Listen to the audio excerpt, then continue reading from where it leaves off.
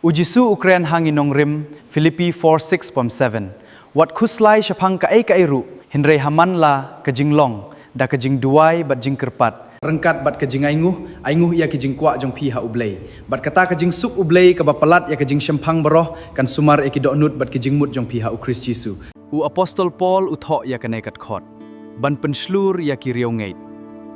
Bakin syaptiang ne khuslai palat. Halor kijing jong kajing im. Wat khuslai syapang ka ru. Kane kamut bangin don jing Henry kamut bang alat ya kajing khuslai ya kadoknut jong da kajing duai bat jing kerpat. Rengkat bat kajing yainguh. Wat hakapor ba yai ai kublei ya ublei. Namar ulong uba yait bat uba sumar ya ki kun jong u.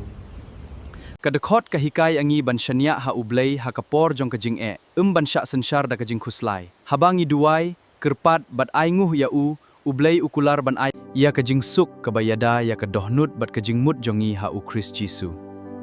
Tangkumta ngakwa ban duai ban yok jing kerku. Kokpa bakwit ubadon habneng ngi ai kublei ya me nakabenta kaktian jong me kabala pensyai ya kidohnut jongi menta kasngi ngi duai bakaktian kan sei lasyak sngap kan kutang ha kishkor hinrei kan rung syapok kadoknut bat kan sei sok ha kajing im jong uwei pa uwei. Tu kerku ya berok ki balawan ban sngap ya kaktian jong me.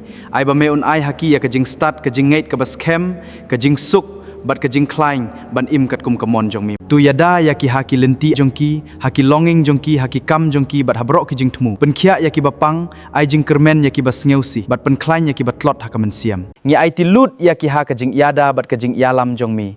To ai ba kajing ayei bat kajing arab jong me kan yai don rengkat bat henrei. Ngi dua ya kini kiki beroh ha ka kerteng ba kordor jong rengkat bat kajing ainguh ia ki jing kuak jong pi ha ublei. Bat kata kajing suk ublei kabapalat ya kajing syempang barok kan sumar ya ki doknut bat kajing mut jong pi.